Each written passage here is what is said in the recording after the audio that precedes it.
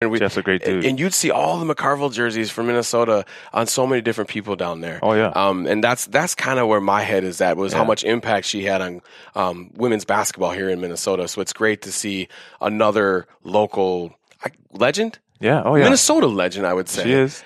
She's from Wisconsin, but she's been here long enough. She's coaching overseas now, but and then the Gopher women's team, Lindsay Whalen's got them 8-1. They lost their first game of the season, and they won 8 in a row. And it's not like they're playing cupcakes either. I mean, some people, want to say, hey, they're playing, this team and that team, but they beat Notre Dame on the road. Notre Dame's a little down this year, but that's a great win. Arizona State. So they're building an NCAA tournament resume. So, it's good to see this team doing well with Lindsay and then having Janelle in there to have a chance to celebrate that jersey retirement. And I do want to bring up that on the men's side, they are retiring Willie Burton's jersey. Again, it seems long overdue. I believe that's in the Northwestern game, in January. But you can talk about like when they should do it. I think there was a long time where they had, kind of a rule in place that you had to have graduated and gotten your degree to have your jersey retired. And now they do it as, it's not your number retired. Other people wear your number. We're going to put your jersey up in the rafters. They did that for Randy Brewer on the Gopher men's basketball team. And I mean, shoot, he was part of the championship teams with Jim Dutcher and Trent Tucker and those guys. And, that was a long time overdue when they got that done, like 5 or 6 years ago. And I think Willie Burton, if you look at the impact that he had with Clem Haskins, he wasn't part of the scandal. He, Sweet 16, Elite 8, he was on those great teams with Richard Coffey and those guys. And I just think that, people are going to really, really cherish that moment as well, just like Janelle McCarville. The Willie Burton moment. Willie Burton and Richard Coffey are the guys that drew me in as a Gopher basketball fan. That Sweet 16 Elite 8 run grabbed my attention. The Sports Illustrated drawing of Richard and Willie within their article. The Sweet 16 shirt, watching those games. Those are the initial guys. Getting the Skybox basketball cards of Willie Burton when he got drafted. I love that. Like drafted by the Heat. Like those are the things that drew me in.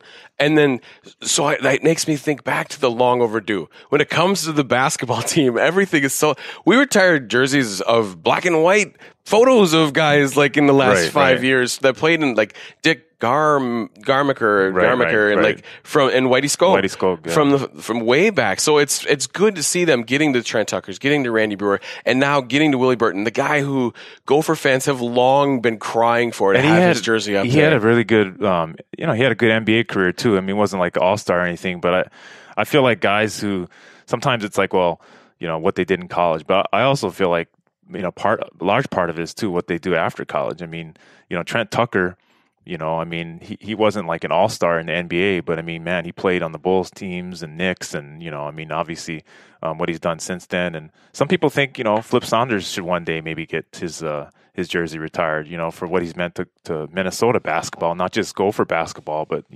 Minnesota basketball. So we'll see. I mean, Jordan Murphy, he's got the numbers. It's probably too soon to really just do something like that we did for Rachel Banham, because she became the all-time leading scorer. But his rebounding numbers were incredible and number 2 in Big Ten history. So I think one day we'll probably see Jordan Murphy up there, but I just think we have to get past Willie Burton, and there's probably a couple other guys. Without a doubt, there's a couple guys. Yeah. Like, as much as I love Jordan Murphy, part of the reason his numbers were so huge is because he got to play a ton as a freshman. Like, he got to be able to put a ton of those numbers up as a freshman. Well, he was a double-double. Whereas Quincy Lewis had to play 7-8 minutes a game because he was behind future pros. As the Final Four team, Quincy played 17 minutes a game because he's behind NBA drafted players. I get that. Jordan Murphy didn't have to worry about that. You have to take that into consideration. You got to produce, though. I mean, you play the games. You got to put the numbers. And Quincy did, and Sam Jacobson did, and Bobby Jackson did. They'll never put Bobby up there because he was part of the scandal. But Bobby Jackson means as much to the history of Gopher basketball as just about anything. Anybody that's our age, you say, hey, Gopher basketball, what drew you in? They say the Final Four run, Sam Jacobson, Bobby Jackson. You got to throw Quincy Lewis in there. Also important was John Thomas. I'm not saying that all these guys need their jerseys retired, but one or two of them, in my opinion, do, because they are as much as for Willie Burton was to me, Bobby Jackson and those other guys were 12ers. So I would like to see more jerseys retired as we go. And I don't have a problem if they have a bunch of them up there. Who cares? We could start adding numbers like the NBA. You're gonna have Number 56 is in is power forward. Number 94 is the center. You're going to have to return the Final Four banner up in the rafters before any of those guys. I don't think they know where it is. Yeah. What's funny you about that? You probably have it, don't you? Now, I may have taken a lot of things, but that was not one of them. But it's funny you say that because 4 years ago, I had a former manager say, the last time I'm whispering because, it's supposed to be a secret. Right. But the last time I saw it, it was behind this closet, behind the... At Mariucci somewhere. The pavilion, they said. Really? But no, it's not there anymore. I'm going to have to check it out. Nobody knows. It's probably been stolen by somebody, and it's in some random person's basement hanging up. But they can make a replica. Yeah, that's true. The scholars right now are so mad at this conversation. So the question is, when the Gophers play Northwestern at home and retire Willie Burton's jersey, what will their record be? Will they have a losing record? Right now, they're 4-5 after they lost to Iowa by 20 in their first Big Ten game. And people want to make a big deal about the schedule and it being as tough as it was. They did play 3 of their first 4 games on the road or away from Williams Arena. And I look at the high major teams that they played. DePaul has had a great season. Butler's got a great season.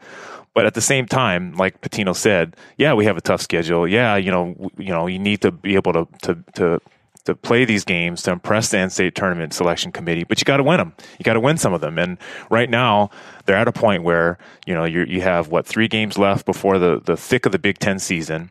Ohio State on Sunday could be the number 1 team in the country.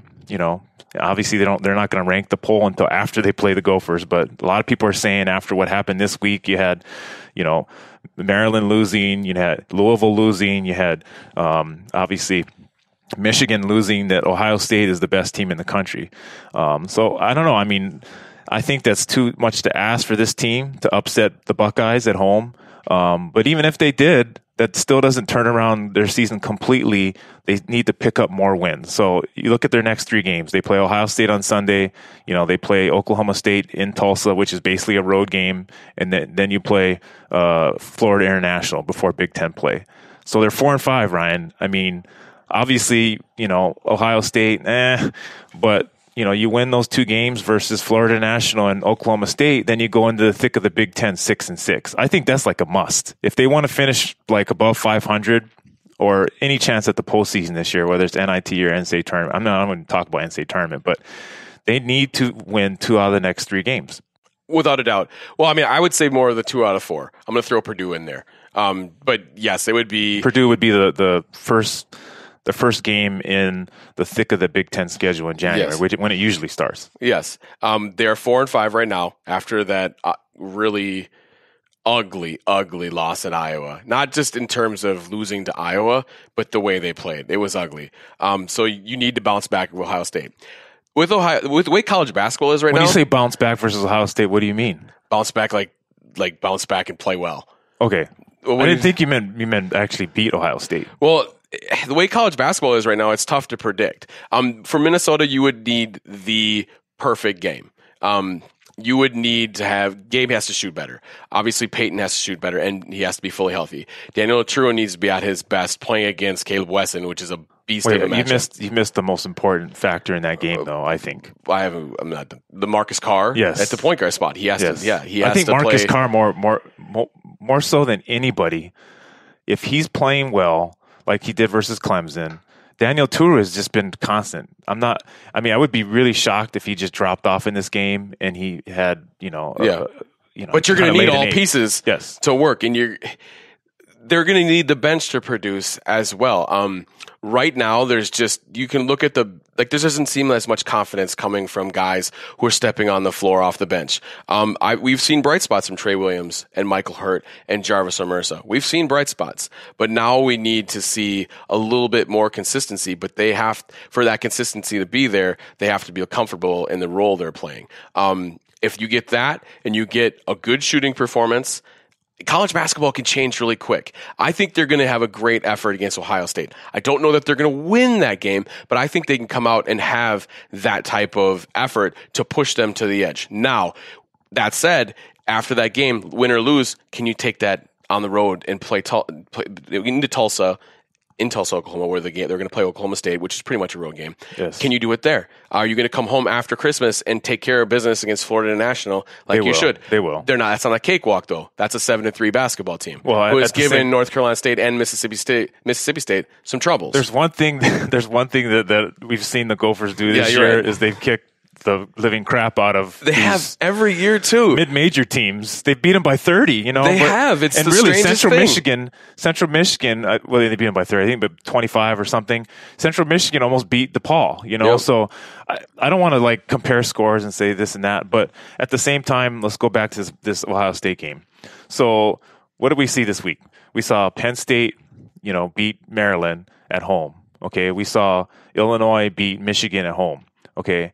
Penn State and Illinois, they're much better teams right now than the Gophers are. They're NCAA tournament caliber team. They're playing more consistent basketball. Okay, so we understand that. But these teams weren't ranked, and if you look at college basketball this year, you see a lot of unranked teams beating not just ranked teams, but like number one, the best. Top 5 teams. So, it's out of the question that the Gophers can't upset Ohio State on Sunday? No, it's not out of the question. But at the same time, there are things like you said that have to come into place for them to do that. Their last win against a top 5 team at home was against number 1 Indiana in 2013. The commemorative print game. Yes. They still make fun of that on the radio. They still make fun of that game. Really? Yeah, for having a commemorative print right after the game. That they thought they were going to win it. They knew they were going to win it. It was a court storming as well. But the last time that Illinois beat a top 5 team at home, or actually no, a top 5 team period, was that same Indiana team in 2013, and that happened last night. So is that? So you're saying there's a chance? Is that a sign? It could be a sign. But what happened? Let's go back to that. Beating number 1 Indiana that year. There were things that happened in that game, like early in the game, to make me think, okay, they have a chance to upset this team. And that was a team with 3 NBA players, I think. Well, definitely Victor Oladipo was one, and Cody Zeller. There might have been another guy, but that team was deep. That team was very talented.